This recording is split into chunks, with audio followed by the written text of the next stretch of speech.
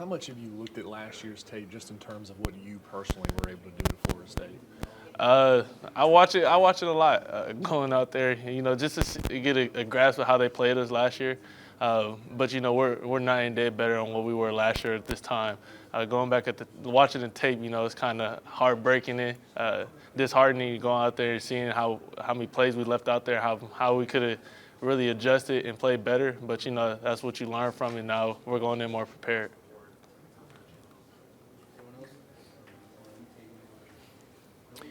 Chris Hilton and Brian Thomas, are they the two quietest wide receivers in the room? Most definitely. They don't talk a lot, but when they talk, a lot of people listen. You got to warm up. They got to warm up to you. That's how they are. And once they warm up to you, they talk a lot. So they're very quiet though. These two going into their third year. Chris has battled injuries. Brian's been pretty solid, but this is kind of his NFL year, so to speak. What do you think about those two guys this year? Yeah, the work they put in constantly, day in and day out, not just transforming their body, but transforming their skills, their preparation.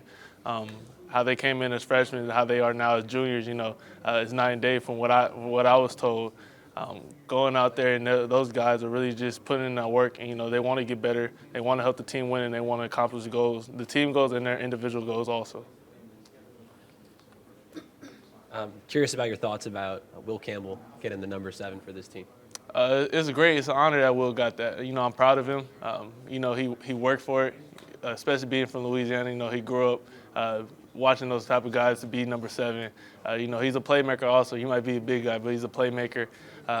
And it's just an honor for him to get that. I'm proud for him to go out there and really just put on for the number 7. He's a part of the tradition, but he also started a new tradition as the first lineman to wear 7, O-lineman to wear 7. So, I'm happy for him. I'm proud for him. And, I'm ready to see what he does on Sunday. How many offensive coordinators have you had in your college career? I don't think you've ever had one back-to-back years, right? Yeah. I had the same one, COVID, but that was a couple games. So my years of college have been three different offensive coordinators. How much of a difference does that make, hearing the same voice, doing the same things from year to year? And I'm assuming that goes into that comfort that you were talking about. Yeah, like you said, the comfort level, the comfort zone, going out there and knowing that you're going to have the same voice, the same staff, that you really went through the gauntlet with the first year, and coming back the next year, they know how you play, they know the personnel that we are, how we play, and you can really just sit down with them and take a deeper dive into the offense, trying to learn more of, all right, if we get this look, why are you calling this play? How are we going to attack this defense? From your vantage point, how do you assess the running backs? There's 8, 9, 10, so many of them back there. How do you assess that group? They've been doing a phenomenal job all camp. They're running back by committee, but they're all explosive players, very, very good players individually, what they could bring to the table. They're going out there and they're really just going out there and putting in the work, trying to learn the playbook, trying to elevate the game, to elevate each other so we could be good on Sunday. And the offensive line too, how much better is it knowing that they're a year older, a year wiser, and there is a little bit more confidence maybe in your mind with them? That's a great question. Those guys, they're really I'll say they're very tight knit. They make the offense go. Obviously without them, we can't do anything on the offensive side with the skill position. So I love those guys and what they do together. They're very tight. They're very together. They dap up each other before each play. So just to know that they're with each other and do their job. And they really just go out there and put in the work. They're probably the hardest working unit that we have on the team, in my personal opinion. And I just love to see what those guys do on a day-to-day basis. Can you tell us a little bit more about your partnership with Beats by Dre? Like, how do you feel about that? And what was exactly going through your mind when you wanted to gift everyone a pair of Beats? Yeah, it's an honor to be, partner with Beats by Dre. Growing up wearing Beats by Dre, seeing the LeBron commercials, and what he does with Beats.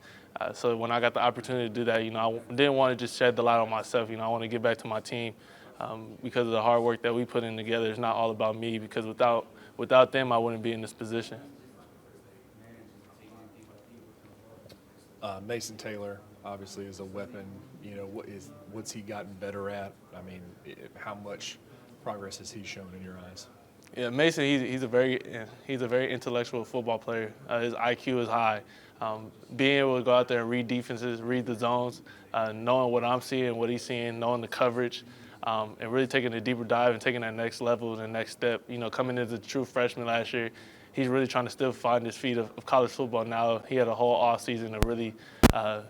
The game probably slowed down for him a ton, going out there and really just playing fast instead of thinking so much. Will Campbell and Emery Jones, what do you see out of their relationship every day and how they're kind of the anchors, young anchors Yeah. on that line? Going out there, you know, they're brothers. Obviously, they've been knowing each other for quite some time. You can tell that relationship is very tight. They push each other to be the best. You know, they came in together. You know, in a couple of years they'll leave together, and they could probably be the best two tackles in the conference, and not even conference in the country. A year ago, Charles Turner was not your center Yeah. going into the first game, and it seems like he's matured maybe and hunkered down that spot. What's it like? The guy snaps you the ball. It's great having Chuck there. I call him Chuck, but it's great to have Charles there. You know, he's very smart, very gritty player. You know, he's going to give his all to make sure I'm protected.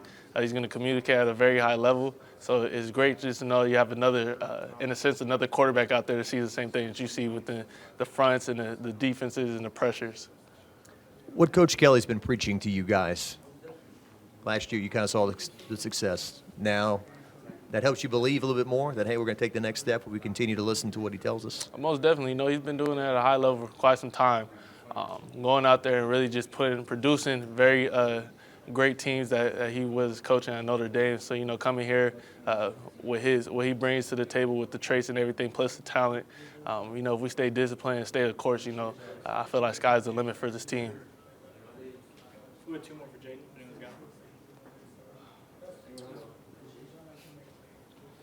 Just going into this game, what challenges did their defense pose?